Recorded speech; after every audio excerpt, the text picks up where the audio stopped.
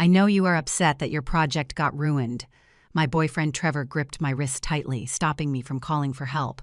But if you make a big scene now, Coral's internship review will be totally ruined.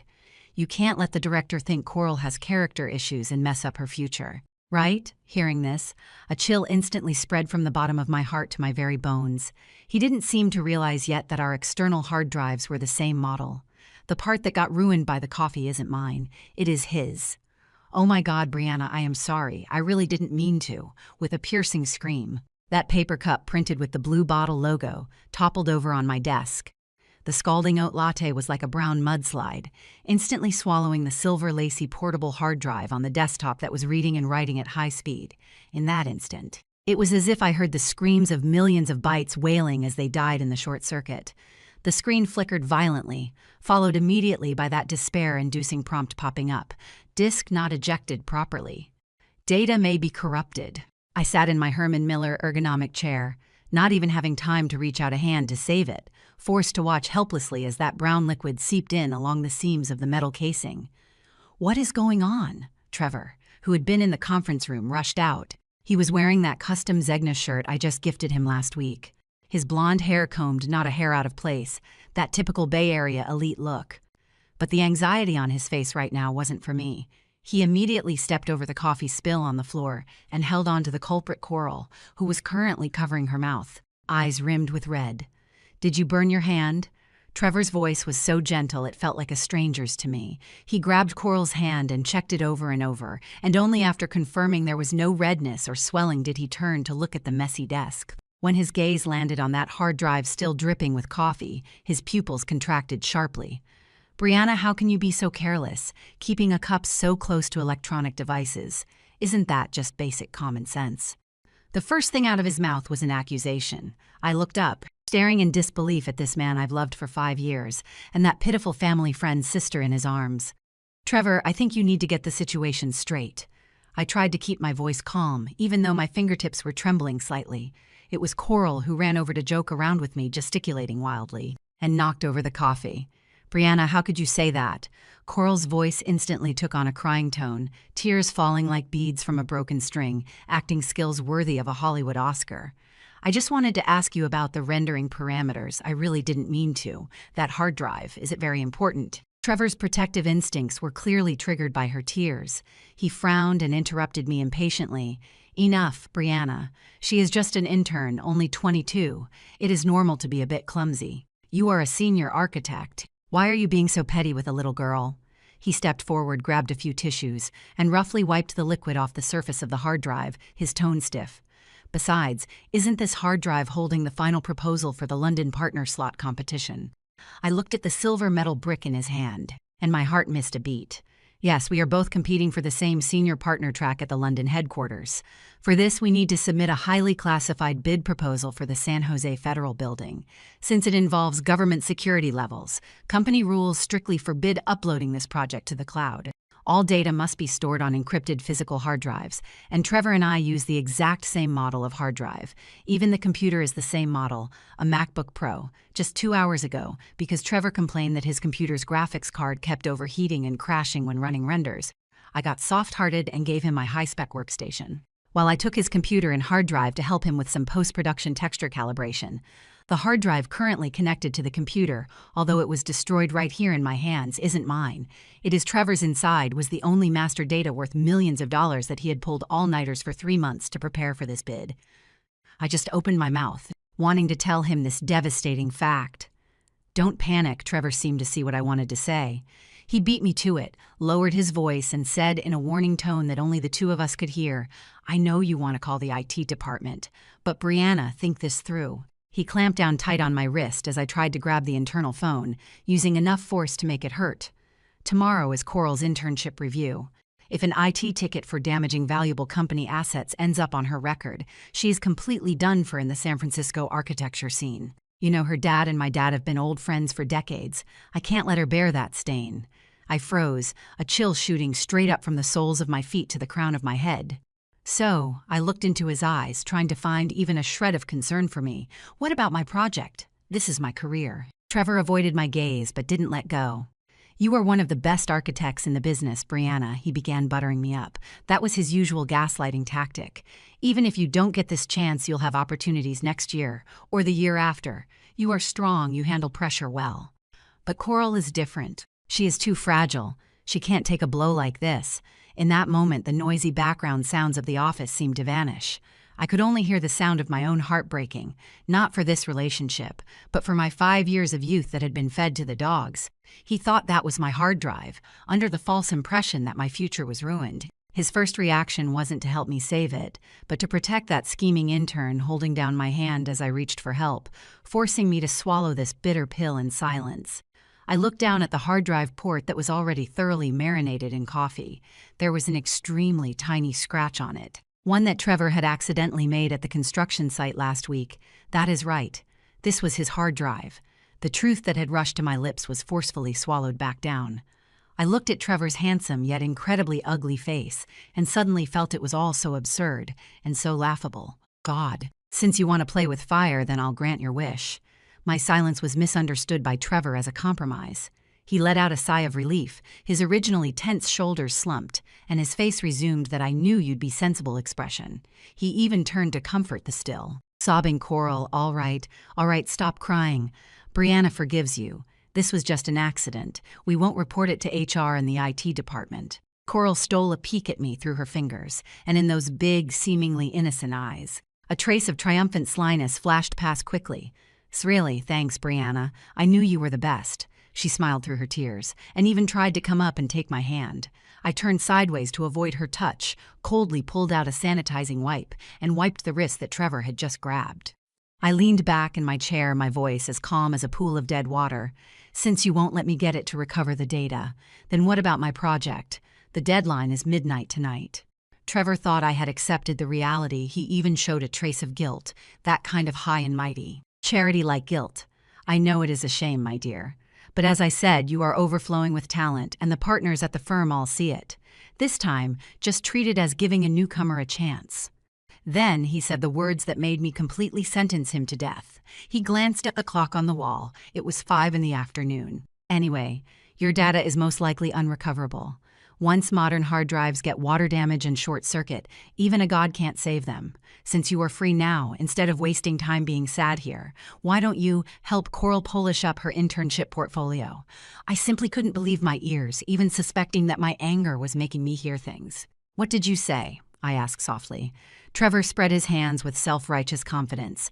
"Coral's portfolio layout has always had some issues, and it is due soon. Since you withdrew from the bidding, you happen to have an opening. This counts as guidance from a senior to a junior, right? Besides, if you help her, she'll remember your kindness and we can consider this whole incident over." I almost laughed out loud on the spot. My boyfriend, 5 minutes after thinking I lost my promotion opportunity, not only didn't offer a word of comfort, but actually wants me to use this opening to act as a ghostwriter for the culprit who ruined my hard work. And he wants me to act magnanimous just to exchange it for her gratitude.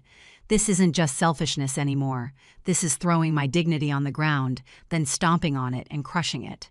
If I still had a shred of hesitation a second ago about whether to tell him the truth, then in this moment, that hesitation is turned to ashes. I stared at that hard drive on the table, which was still soaking wet. That was his life, the thing he'd rushed to finish over these last few months without sleep or rest, even ignoring my birthday. Inside were not only the bidding documents, but also some private client data he'd secretly stashed away to guard against me. If I tell him now, he'll rush to the IT department like a madman and might even throw Coral under the bus just to salvage the data, number that would be letting him off too easy. I want to make him think he is won. I want him to carry that victor's arrogance all the way to the edge of the cliff, and then at the very last second, watch himself smash into pieces. I took a deep breath, squeezing a weary and submissive smile onto my face. "You are right, Trevor." I saw the surprise in Trevor's eyes. He seemed not to expect that I'd be tamed so quickly. "I am a senior architect. I shouldn't be bickering with an intern. Since it has already happened, instead of crying and making a scene, it is better to look forward." I stood up and very naturally unplugged that ruined hard drive of his from the computer. "I'll put this broken hard drive away for now. It annoys me just looking at it." I casually tossed it into the side pocket of Trevor's briefcase sitting on the chair nearby. The movement was understated, just like throwing away a piece of scrap paper. As for Coral's portfolio, I glanced at the girl whose face was full of anticipation. Send it to my email. But I am not in a good mood right now and need to go home to get some peace and quiet. I'll look at it later. Trevor was obviously extremely satisfied with this outcome. He walked over wanting to hug me, but I diffused the situation by subtly dodging him with the movement of reaching for my bag. That is the way, babe. I knew you were the most sensible one. Trevor's voice held a lightness that comes with relief. You go home and rest first.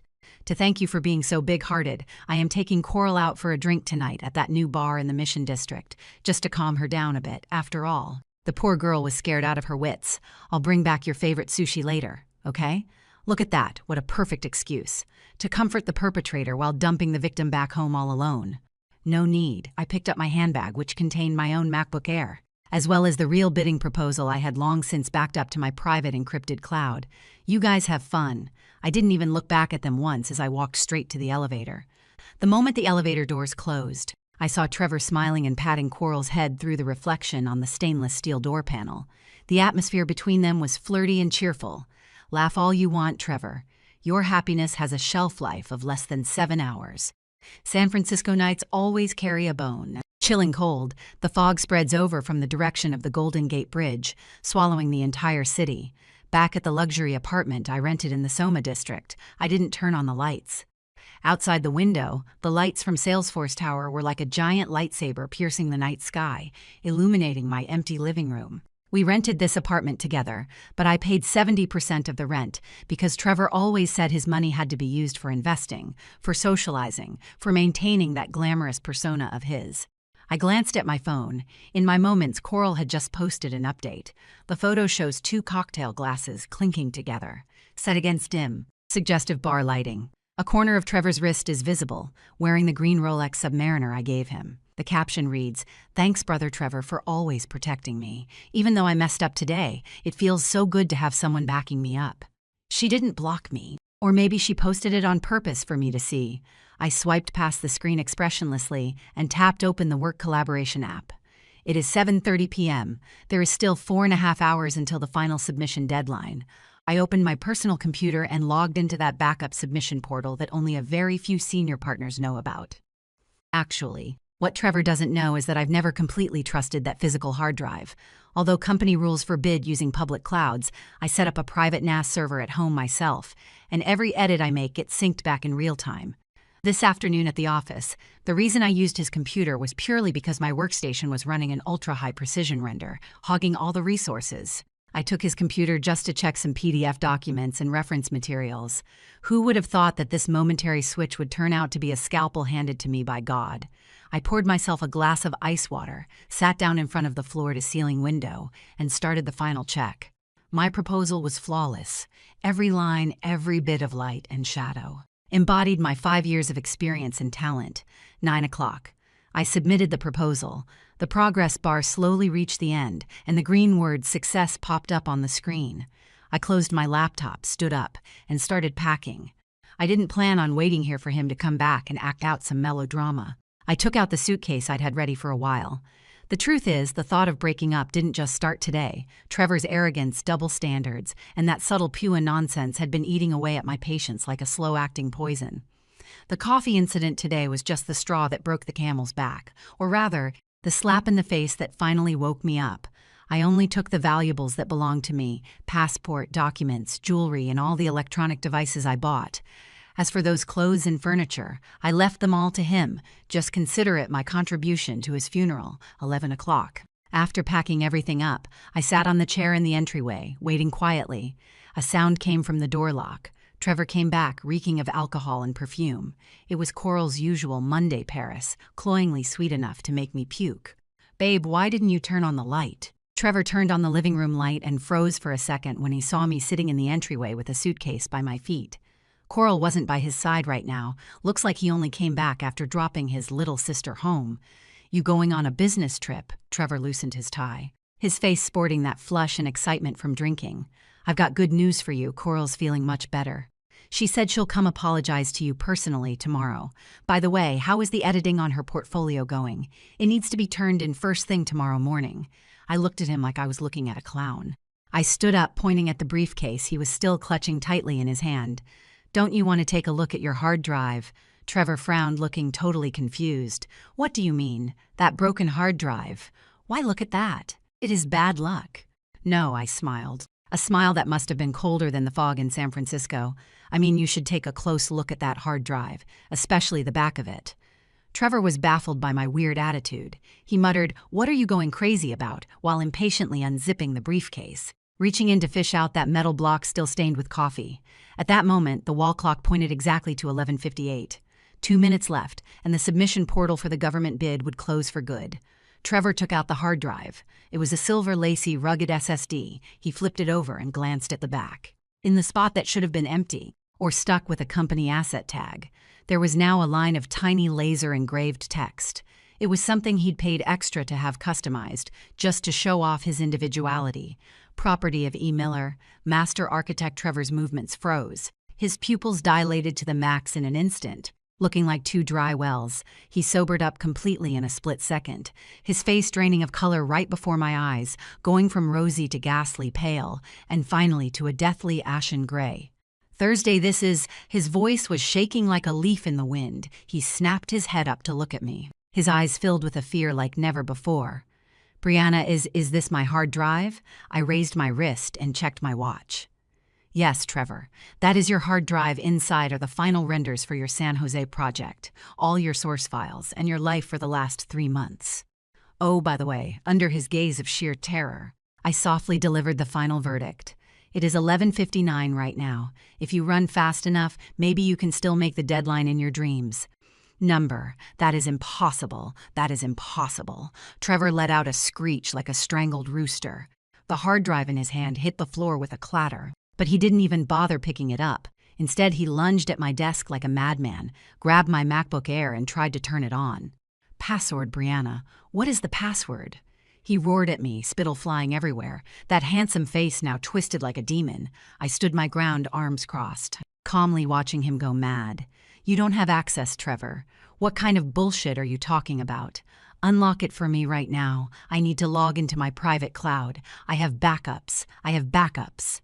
His fingers trembled as he frantically mashed the keyboard, trying to brute force my login password, but the screen coldly displayed incorrect password. "Please try again. Did you forget?" I kindly reminded him. "To prevent the leakage of company secrets, the private cloud for government projects can only be accessed via bound hardware MAC addresses. And that computer you bound," I pointed at the MacBook Pro in his briefcase that he hadn't even taken out yet. "That computer's graphics card is broken. It won't even turn on. And all your local data is in that." My gaze swept toward the metal brick on the floor that was still emitting the sickly sweet smell of oat milk latte. "In that hard drive your dear Coral fed coffee to." Trevor looked like he had been struck by lightning. He stiffly turned his head, staring dead at the hard drive on the floor. At this moment, the wall clock made a soft click. The minute hand and hour hand overlapped, just like two guillotine blades falling. 0 o'clock, a new day began. The bidding channel closed. Trevor's legs gave way, and he actually knelt directly on the ground. He picked up that hard drive with trembling hands, cradling it like some rare treasure, desperately wiping the stains off it with his sleeve, muttering neurotically, "It is okay. It can still be fixed. Surely it can still be fixed. It department, right? It department." He shot up from the ground, grabbed his phone, and was about to dial. "Don't waste your breath." I picked up my suitcase and stepped over his crumbling form. "Once this kind of lacy SSD gets water damage and shorts out, the controller chip gets fried, unless you have $50,000 in 2 months to send it back to the factory for recovery. The data inside is just a pile of gibberish." $50,000 2 months, Trevor muttered to himself, his eyes vacant. "The bidding will be long over by then." "It is over. It is all over." Suddenly, as if remembering something, he lunged over and grabbed my ankle. "Brianna, what about your files? Your files are still there, right? Our proposals have a lot of similarities. Give yours to me. Give me your source files. I can change the name right now and still submit it. Just need to apply for a 10-minute extension through the special channel. I have a way." Looking at this man kneeling at my feet, begging like a stray dog, I felt nothing but pure disgust. "Give you mine?" I looked down at him. "Why should I? We're a couple. What is mine is yours, and what is yours is mine. Besides, I only didn't find out in time because I was protecting Coral. You are the older sister. You should be understanding. Even at a time like this, he was actually still using that logic. "Trevor," I interrupted him. My voice as cold as ice. "You seem to have gotten one thing wrong. The moment you said, 'help Coral with the designs,' we were no longer a couple." I yanked my leg back hard and patted my pant leg in disgust. "As for being understanding, didn't you say having the project ruined was no big deal? Didn't you say I was strong and could just try again next year? I am returning those exact words to you now. Good luck, Trevor. I believe that with your talent, you'll definitely have another chance next year." With that, I pulled the door open without looking back and walked out into the cold wind of the San Francisco night. The sound of shattering glass came from behind, followed by Trevor's desperate scream, "Brianna, you bitch." After leaving the apartment, I took a cab straight to the Four Seasons. Lying in the soft, large bed of the five-star hotel, I thought I would suffer from insomnia, but I slept more soundly than I had on any day in the past 5 years. Early the next morning, I was woken up by the vibration of my phone. Dozens of missed calls, all from Trevor. There were also over a dozen voicemails and a bombardment of countless WeChat messages and iMessages. I didn't listen to a single one. I just blocked him immediately, but I didn't turn off my phone because I was waiting for another call. At 10 in the morning, the phone rang right on time. It was a call from Sarah, the firm's HR director. "Brianna, congratulations." Sarah's voice sounded a bit excited. "Your proposal is simply perfect. The partners at the London headquarters held a meeting overnight, and they are very interested in your vertical eco-city concept. If nothing unexpected happens, that senior partner spot is yours." "Thanks, Sarah," I replied calmly, without much of a ripple in my heart because this was what I deserved. "By the way," Sarah changed the subject, her tone becoming somewhat subtle. "Trevor didn't come to work today and he didn't request leave either. And the IT department reported that he tried to remotely attack the company server last night to upload files, triggering a firewall alert." "Do you know what happened?" The corners of my mouth curled up. It seemed that the madness from last night wasn't over yet. "I am not clear." "Sarah, I broke up with him yesterday," I said indifferently. "However, regarding last night, I think I have an obligation to report a situation to the company. This might involve damage to company assets and data security risks."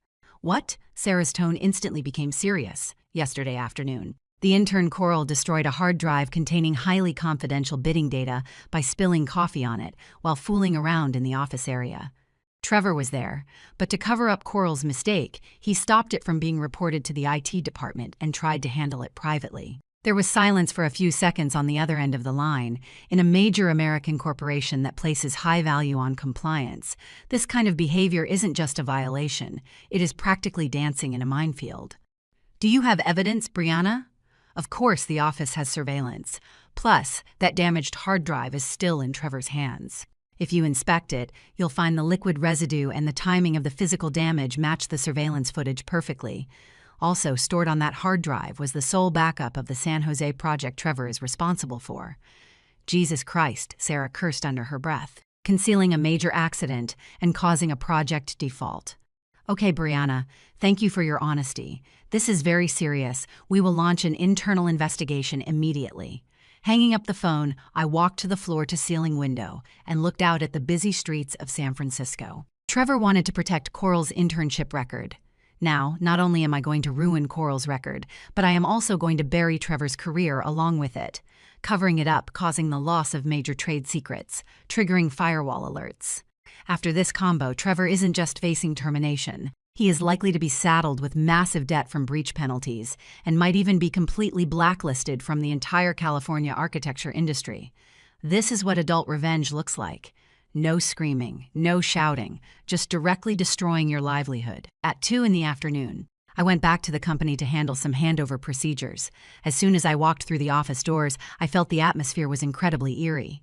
The usually noisy design department was so quiet right now, you could hear a pin drop. Everyone's eyes were drifting subtly toward Trevor's office.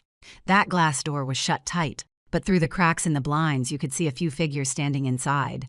That was the legal department and its security folks. I walked to my desk like nothing was up and started packing my things. Before long, the door to Trevor's office opened. He walked out looking completely broken, still wearing that crumpled shirt from yesterday. Eyes sunken, face covered in stubble. He looked like he'd aged 10 years. Following behind him were 2 legal staff, holding cardboard boxes stuffed with his personal belongings. This is the so-called garden leave, or to be more blunt, fired on the spot. When he saw me, a vicious glint suddenly burst from his dead eyes. He tried to charge over but was stopped by the security guard next to him. "Brianna, did you have to be so ruthless?" He roared, his voice hoarse and grating. "What did you tell Hachar? Why did you ruin me?" His roar drew stares from the entire company. I stopped packing, turned around, and looked at him with a smile. "Trevor, it wasn't me who ruined you." I pointed at the figure curled up in a ball and shivering at the desk not far away. "It was your good little sister and your own arrogance." Hearing this, Coral, who had been trying to act invisible, suddenly looked up. Seeing the wretched state of Trevor being dragged away by security, she finally realized that the fire had spread to her. She came stumbling over, grabbed my arm, and cried her eyes out. "Brianna, please, please help Trevor. Go explain to HR, just say the hard drive broke on its own, not because of the coffee spill. As long as you withdraw the complaint, Trevor can still be saved." You see, even at this very moment, she was still thinking about making me lie. I looked down at her exquisite yet hypocritical face and gently pushed her hand away. "Coral, as an adult, the first lesson is learning to pay for your own actions. Also," I leaned close to her ear, saying in a voice only the three of us could hear, "that cup of coffee yesterday was really expensive. It is worth about $2 million in penalty fees, plus Trevor's future for the next 10 years. Since you like calling him brother so much, then you two can take your time paying off this debt together." Coral's face instantly lost all color, and she slumped to the ground. When Trevor heard the figure $2 million in damages, his pupils shook violently. He clearly hadn't realized the severity of the matter had reached this stage.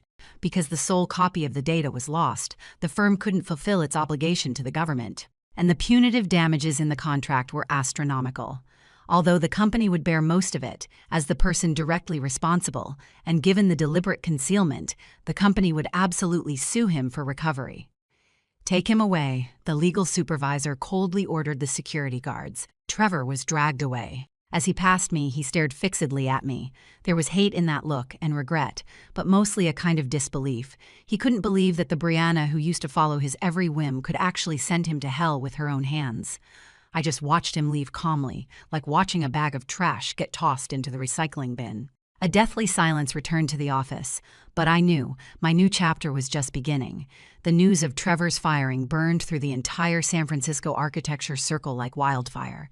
In this circle, a bad reputation spreads faster than a virus, especially a scandal at the level of losing major government project data due to personal negligence and attempting to hide it. It basically amounted to a death sentence. As for Coral, she didn't even make it to the end of her internship. HR not only immediately terminated her internship contract, but also objectively and coldly recorded the fact of serious violation of safety regulations, resulting in major asset loss in her termination letter and background check notes. For a student who hasn't even graduated yet, this means she has been blacklisted by every top-tier firm in the entire Bay Area. But I didn't have much time to care about the fate of these losers. For the next 2 weeks, I was swamped. The appointment letter from the London headquarters arrived quickly, followed by the tedious process of getting a visa, breaking my lease, and handing over my work. The day before I left San Francisco, I received an email with a lawyer's letter attached. It wasn't addressed to me, but CC'd to me as a witness. The firm formally sued Trevor to recover damages for breach of contract caused by his gross negligence, with the initial claim amounting to as much as $500,000. And as a jointly liable party, Coral was listed as the second defendant, even though she most likely can't afford to pay. This is enough to completely overwhelm her parents, who are still dreaming their middle-class dreams.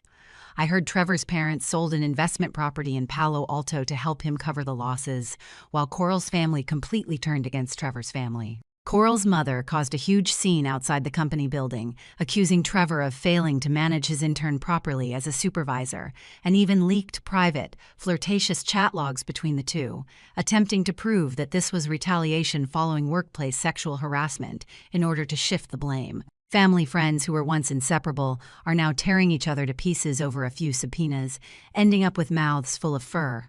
This dog-eat-dog drama served as the perfect farewell toast for my departure. Sitting in the first-class lounge bound for London, I looked at this email and felt absolutely no sympathy. In fact, I felt it wasn't enough, because I knew that if I hadn't held a card back that day, if that hard drive had actually been mine, then the one struggling to survive in that quagmire, getting dragged through the mud and saddled with massive debt, would have been me. Kindness needs to have an edge, or else it is just weakness. And my edge is to make sure they are ruined beyond redemption. 3 years later, the rain in London always falls in such a lingering way, but I've gotten used to the damp air and the fast-paced life here. Over these 3 years, the vertical eco-city project I helped design was not only successfully realized, but also garnered a nomination for that year's Pritzker Architecture Prize. I also naturally became the firm's youngest Asian female partner. I have my own team, my own apartment by the Thames, and a new suitor, a dashing British financial lawyer. He respects my career, never interferes with my decisions, and certainly wouldn't ask me to help edit documents for some sister. As for news about Trevor and Coral, I only hear bits and pieces occasionally from former colleagues still in San Francisco. I heard Trevor lost badly in that lawsuit, not only wiping out his savings but also getting a stain on his credit. No legitimate firm dared to hire him, so he could only work as a draftsman for some unknown little renovation companies, making 1/10 of his previous salary and spending every day bickering with foremen on dusty construction sites. As for Coral, it seems she went back to her hometown, hastily found someone to marry, and said goodbye to the architecture industry for good. I thought that was the end of the story. Until last month, when the firm decided to send me back to the San Francisco branch for a month-long inspection to expand our North American business. When I set foot on this familiar land again and watched the Golden Gate Bridge drifting in and out of sight in the fog, I surprisingly didn't feel a ripple of emotion. The city that once broke my heart and filled me with rage was now just a colorful postcard. The executive car picking me up was a new Mercedes S-Class, and the driver respectfully held the door open for me. The car drove to Market Street and stopped at a traffic light. "There are getting to be more and more homeless people here," the driver complained. I absent-mindedly turned my head to look out the window. Most of the roadside shops had closed down, and only a few were still open. In front of a shop that was being renovated, a person was braving the scorching sun, struggling to paste a cheap promotional poster on the wall. That was a man wearing a fluorescent yellow vest, his figure a bit pudgy and out of shape, his originally thick blonde hair now quite sparse, his hairline receding badly. He carried a paste bucket in one hand and a brush in the other, his head covered in sweat, his movements clumsy. But I still recognized that profile at a glance. Trevor, the Trevor who once wouldn't wear anything but bespoke suits, wouldn't enter anything but Michelin restaurants, and considered himself God's favored son. To think that now he has actually been reduced to doing this kind of manual labor on the streets. As if sensing a gaze, he straightened up, wiped off his sweat, and subconsciously looked over this way. In that instant, our gazes met through the black privacy windows. Of course he couldn't see me. He could only see a luxury car stopped in front of him, reflecting his currently wretched image. But he seemed to sense something, staring blankly at the car window, a trace of confusion and stinging pain flashing through his originally cloudy eyes. The light turned green. The car started smoothly, quickly leaving that yellow figure behind, turning into a blurry little dot, and finally disappearing in the rearview mirror. I withdrew my gaze, lowered my head to straighten the impeccably tailored Chanel suit I was wearing, and said to the assistant beside me, "About the meeting this afternoon. Let me see the budget report for that new project again." "Okay, Brianna." In that moment I felt no thrill of revenge nor any sentiment. It was just like brushing a speck of dust off my cuff. I completely wiped him from my memory. On the night before I was about to finish my inspection and return to London, I was stopped in the hotel lobby. It was Trevor. I don't know where he found out where I was staying. He looked even more down and out now than when I saw him on the street that day. That ill-fitting suit was obviously an old style from a few years ago. The cuffs were frayed, and the tie was tied crookedly. "Brianna," he called my name, his voice carrying an uncomfortable sort of ingratiation and servility. The security guards were just about to step forward to drive him away, but I raised my hand, signaling them to wait. I wanted to hear what kind of nonsense he could come up with after 3 years. "Brianna, I saw the news. Congratulations, a Pritzker nomination. That is really amazing." He rubbed his hands together, his eyes shifting, afraid to look me in the eye. I've been a bit tight on cash lately. You know, that penalty fee from back then. I am still paying off the debt. Could you?" I raised my eyebrows. So he wasn't here to repent. He was here to borrow money. "Could you lend me some money? Or isn't your company hiring recently? Even a junior draftsman position would be fine. You know my abilities, just give me a chance." "Your abilities?" I finally spoke, my voice carrying a faint trace of mockery. "Trevor, your competence drowned in that latte 3 years ago. Now you aren't even qualified to be my assistant's assistant." Trevor's face turned a deep purple. That pathetic bit of pride seemed to be acting up again, but he didn't dare flare up, so he just had to force it down. "Brianna, You can't be so heartless. If it wasn't for you not reminding me back then that that was my hard drive, I wouldn't have. Stop. I cut him off coldly. Even today, you are still blaming others. Trevor, it was you who chose to protect that manipulative bitch. It was you who chose to ignore my feelings. And it was you who personally threw the hard drive holding your future into the trash heap. I took a step closer, looking into his eyes. You know what?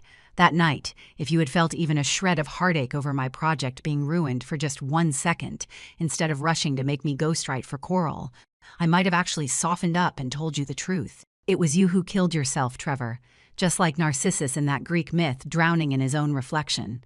After saying that, I turned and nodded to the security guard. I don't know this person. Please ask him to leave. Brianna, you can't do this. I love you. I really regret it. Trevor's desperate screams came from behind me, quickly drowned out by the sound of dragging. I walked into the elevator and pressed the button for the top floor. The elevator doors slowly closed, completely shutting out that noisy, filthy, regret-filled past. The weekend I returned to London just happened to be my 30th birthday. My boyfriend had booked a dinner for me at the restaurant on the top floor of the Shard. Outside the window was the glittering night view of the whole of London, the River Thames like a flowing golden belt winding through this ancient yet modern city. Happy birthday, Brianna. My boyfriend took out an exquisite velvet box. Inside lay a diamond ring that was simple in design yet not showy. He didn't get down on one knee for that kind of awkward proposal ceremony, just looked at me with a smile, his eyes filled with respect and love. This is a birthday present for you, and also an invitation. If you are willing, we can explore the next 10 years together. If you are not ready yet, it can also just be a nice-looking ring. I looked at him, then looked out the window at the infinitely vast world. 3 years ago, on that late night in San Francisco, I dragged my suitcase and fled that suffocating apartment, thinking I had lost everything, and now I have a life that truly belongs to me. I picked up that ring and put it on my middle finger. It meant that I was happy now and full of strength. Thanks, I smiled and raised my glass. To the next 10 years. My phone vibrated. It was a gossip message from a former colleague. Heard Trevor got sued for cutting corners at the construction site. He might have to go in for a few years this time. Serves him right. I glanced at it, then clicked delete and cleared all the chat history while I was at it. Some people are destined to be just background noise in your life.